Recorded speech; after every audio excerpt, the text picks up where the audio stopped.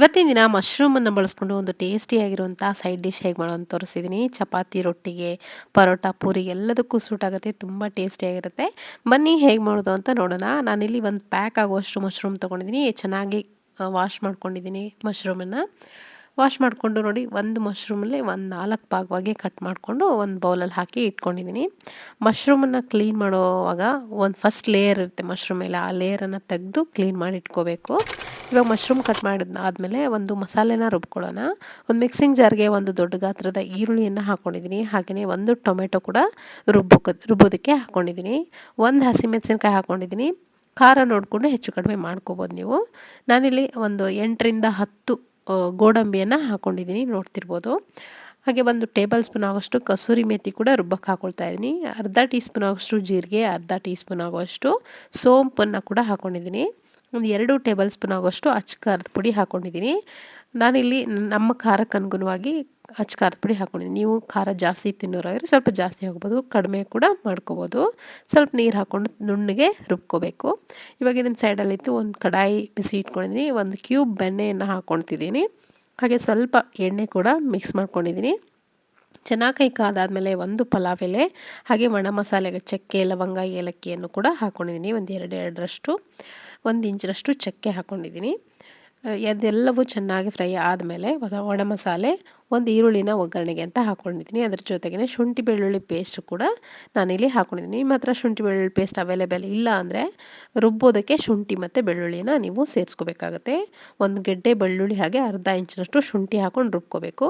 ಇವಾಗ ಶುಂಠಿ ಬೆಳ್ಳುಳ್ಳಿ ಪೇಸ್ಟ್ ಮತ್ತು ಈರುಳ್ಳಿ ಚೆನ್ನಾಗಿ ಫ್ರೈ ಆಗಬೇಕು. ಹಸಿ ವಾಸನೆ ಎಲ್ಲ ಹೋಗಾದಮೇಲೆ ಡೈರೆಕ್ಟಾಗಿ ನಾನು ಕಟ್ ಮಾಡಿ ಇಟ್ಕೊಂಡಂಥ ಮಶ್ರೂಮ್ ಏನಿದೆ ನೋಡಿ, ಅದನ್ನು ಹಾಕ್ಕೊತಿದ್ದೀನಿ. ಮಶ್ರೂಮ್ ಬೇಯಲಿಕ್ಕೆ ಜಾಸ್ತಿ ಸಮಯ ತಗೊಳ್ಳೋದೇ ಇಲ್ಲ. ಸ್ವಲ್ಪ ಹೊತ್ತು ಎಣ್ಣೆಯಲ್ಲಿ ಈ ಥರ ಫ್ರೈ ಮಾಡ್ಕೋಬೇಕು. ಒಂದು 5ರಿಂದ 8 ನಿಮಿಷ ಮೀಡಿಯಮ್ ಲೋ ಫ್ಲೇಮ್ ಇಟ್ಕೊಂಡು ಫ್ರೈ ಮಾಡಿಕೊಂಡ್ರೆ ಚೆನ್ನಾಗಿ ಬೆಂದುಬಿಡುತ್ತೆ. ಆಮೇಲೆ ಕರ್ರಿ ಜೊತೆ ಕೂಡ ಒಂದು 2ರಿಂದ 3 ಕುದಿಸಿದ್ರೆ ಸಾಫ್ಟಾಗಿ ಬೇಯುತ್ತೆ. ಸ್ವಲ್ಪ ಈ ಥರ ಎಣ್ಣೆಯಲ್ಲಿ ಡೈರೆಕ್ಟಾಗಿ ಹಾಕಿ ಬೇಯಿಸೋದ್ರಿಂದ ನಮಗೆ ಎಷ್ಟು ಬೇಕೋ ಅಷ್ಟು ಕ್ಲೀನಾಗಿ ಬೇಯುತ್ತೆ. ಸ್ವಲ್ಪ ಉಪ್ಪನ್ನು ಸೇರಿಸ್ಕೊಳ್ತಾ ಇದ್ದೀನಿ ನಾನು. ಹಾಗೆಯೇ ಒಂದು ಅರ್ಧ ಟೀ ಸ್ಪೂನ್ ಆಗೋಷ್ಟು ಅರಿಶಿನ ಪುಡಿ ಕೂಡ ನಾನಿಲ್ಲಿ ಸೇರಿಸ್ಕೊಳ್ತಾ ಇದ್ದೀನಿ, ಕಲರ್ಗೋಸ್ಕರ. ಹಾಗೆಯೇ ಒಣ ಮಸಾಲೆಗಳನ್ನು ಕೂಡ ಇವಾಗಲೇ ಸೇರಿಸ್ಕೊಳ್ತಾ ಇದ್ದೀನಿ. ಒಂದು ಟೀ ಸ್ಪೂನ್ ಆಗುವಷ್ಟು ನಾನಿಲ್ಲಿ ಧನಿಯಾ ಪುಡಿ, 1 ಟೀ ಸ್ಪೂನ್ ಆಗುವಷ್ಟು ಜೀರಿಗೆ ಪುಡಿ ಹಾಕ್ಕೊಂಡಿದ್ದೀನಿ. ಹಾಗೆಯೇ ಜೊತೆಗೆ 1 ಟೀ ಸ್ಪೂನ್ ಆಗುವಷ್ಟು ಗರಂ ಮಸಾಲ ಕೂಡ ನಾನಿಲ್ಲಿ ಸೇರಿಸ್ಕೊಂಡಿದ್ದೀನಿ.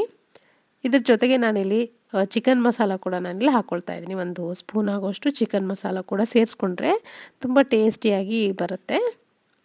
ಸೊ ನಿಮ್ಮ ಹತ್ರ ಗರಂ ಮಸಾಲ ಇಲ್ಲ ಅಂದರೆ ಚಿಕನ್ ಮಸಾಲ ಸೇರಿಸ್ಕೋಬೋದು. ನಾನಿಲ್ಲಿ ಎರಡನ್ನೂ ಹಾಕ್ಕೊಂಡಿದ್ದೀನಿ. ಸ್ವಲ್ಪ ಸ್ವಲ್ಪ ಕ್ವಾಂಟಿಟಿನಲ್ಲಿ ಹಾಕ್ಕೊಂಡಿದ್ದೀನಿ. ಮಸಾಲೆ ಕೂಡ ಜಾಸ್ತಿ ಹಾಕಬಾರ್ದು, ಒಂಥರ ಅದೇ ಸ್ಮೆಲ್ ಆಗುತ್ತೆ, ತಿನ್ನೋಕ್ಕಾಗಲ್ಲ ಜಾಸ್ತಿ ಮಸಾಲ ಆದರೂ ಕೂಡ. ಮೈಲ್ಡಾಗಿರಬೇಕು ಮಸಾಲ.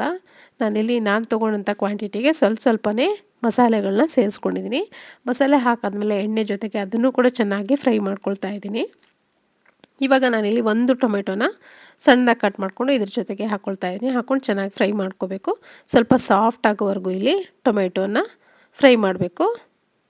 ಸೊ ಇವಾಗ ನೋಡಿ, ನಾನಿಲ್ಲಿ ರುಬ್ಬಿದಂಥ ಮಸಾಲೆ ಕೂಡ ಸೇರಿಸ್ಕೊಂಡಿದ್ದೀನಿ. ಟೊಮೆಟೊ ಸಾಫ್ಟ್ ಆದಮೇಲೆ ಇದಕ್ಕೆ ನೋಡಿ ಒಂದು ಜಾರ್ ಆಗೋಷ್ಟು ನೀರನ್ನು ಕೂಡ ಸೇರಿಸ್ಕೊಳ್ತಾ ಇದ್ದೀನಿ. ಜಾರ್ಗೂ ಕೂಡ ಮಸಾಲೆ ಅಂಟ್ಕೊಂಡಿರುತ್ತಲ್ಲ, ಅದಕ್ಕೆ ಒಂದು ಅರ್ಧ ಗ್ಲಾಸ್ ಆಗೋಷ್ಟು ನೀರು ಹಾಕ್ಕೊಂಡು, ನೀವು ಥಿಕ್ನೆಸ್ ಎಷ್ಟು ಬೇಕೋ ಅಷ್ಟು ನೋಡ್ಕೊಂಡು ನೀವು ನೀರು ಹಾಕ್ಕೋಬೋದು. ಯಾಕಂದರೆ ನಾವಿಲ್ಲಿ ಗೋಡಂಬಿ ಕೂಡ ಹಾಕಿರೋದ್ರಿಂದ ಸ್ವಲ್ಪ ಕುದೀತಾ ಗಟ್ಟಿಯಾಗುತ್ತೆ ಇದು.